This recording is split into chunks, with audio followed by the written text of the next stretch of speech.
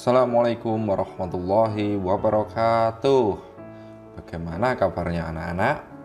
Semoga semuanya sehat, baik-baik saja. Nah, di sini kita masih membahas tentang salah satu produk dari teknologi pangan. Nah, kemarin Pak Guru sudah menjelaskan apa itu teknologi pangan.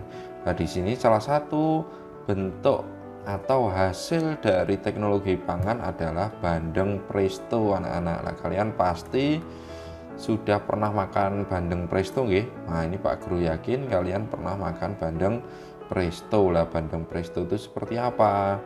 Oh, bandeng presto itu adalah berasal dari ikan bandeng yang dipresto. Lah, dipresto itu adalah nama sebuah panci yang bisa membuat daging ikan bandeng itu menjadi empuk.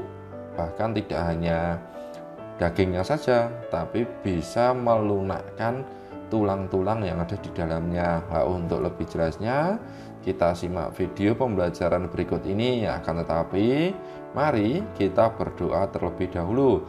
Berdoa menurut kepercayaan dan keyakinannya masing-masing. Berdoa mulai. Berdoa cukup. Oke, anak-anak. Nah, Pak Guru tadi sudah menjelaskan ya bahwa bandeng presto adalah ikan bandeng yang dimasak dengan menggunakan panci presto.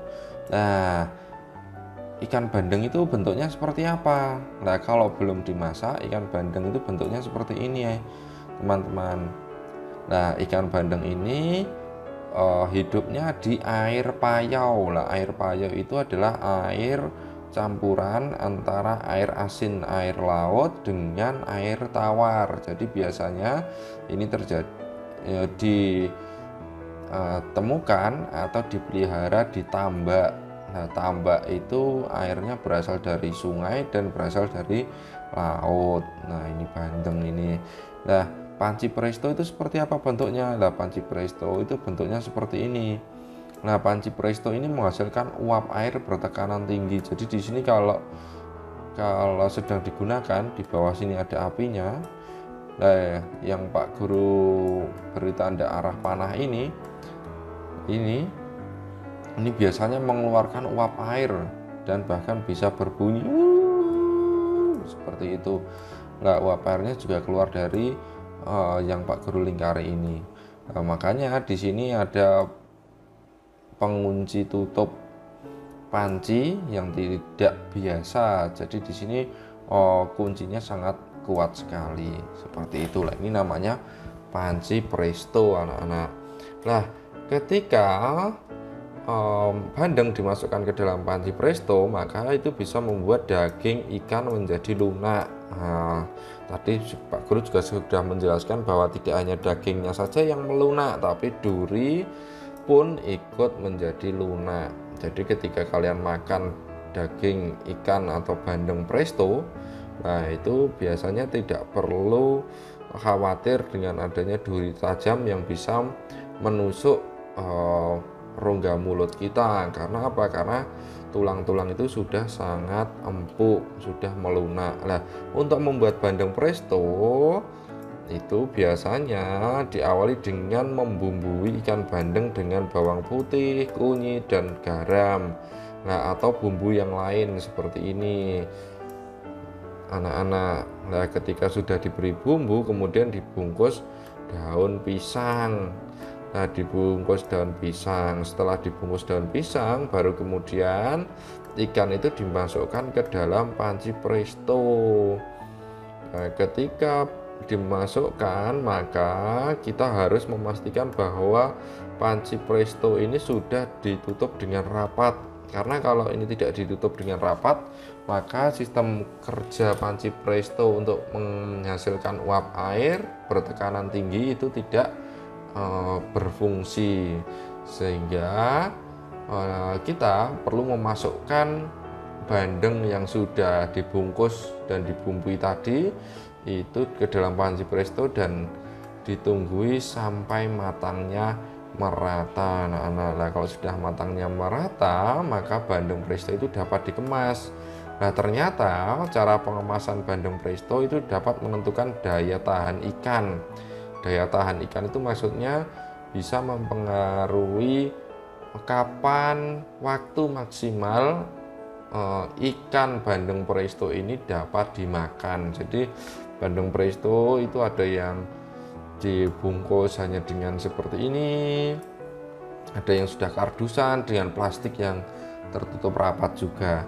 Nah, di sini ada penjelasan juga bahwa kalau bandeng presto dibungkus dengan plastik biasa, maka ia hanya bertahan selama 5 hari. Jadi ini pakai plastik biasa itu hanya 5 hari. Tapi kalau dibungkus menggunakan plastik tahan udara itu bisa bertahan hingga 3 bulan, anak-anak. Jadi di sini salah satu kemajuan teknologi pangan adalah kita bisa memperpanjang waktu makanan untuk tetap bisa dikonsumsi. Jadi yang tadinya hanya bisa bertahan 5 hari, itu setelah adanya teknologi pangan bisa bertahan dan layak dimakan sampai 3 bulan. Wah, ini luar biasa, anak-anak. Nah, kesimpulannya, anak-anak, nah, sebenarnya Pak Guru, apa yang Pak Guru ceritakan tadi merupakan isi dari bacaan yang ada di halaman 13 buku tema 7. Nah, di sana ada sebuah teks judulnya adalah Bandeng Presto. Nah, teks ini terdiri dari 3 paragraf, anak-anak. Nah, jadi setiap paragraf itu biasanya ditandai dengan adanya kata yang menjorok ke dalam. Selain itu ada spasi atau jeda antar baris ini yang sedikit lebih longgar. Jadi di sini paragraf itu juga bisa disebut sebagai kumpulan dari kalimat-kalimat. Nah, jadi kumpulan dari kalimat-kalimat itu namanya paragraf. Nah, kalau di sini berarti ada berapa paragraf ini? 1, 2, dan 3. Berarti untuk teks Bandeng Presto ini ada 3 paragraf. Lah, ciri yang lain adalah ketika kalian membaca paragraf 1, paragraf 2, paragraf 3, maka isinya berbeda. Nah, ini menunjukkan bahwa setiap paragraf itu memiliki informasi penting, dan informasi penting ini berbeda antara paragraf 1 dengan paragraf yang lainnya, seperti itu.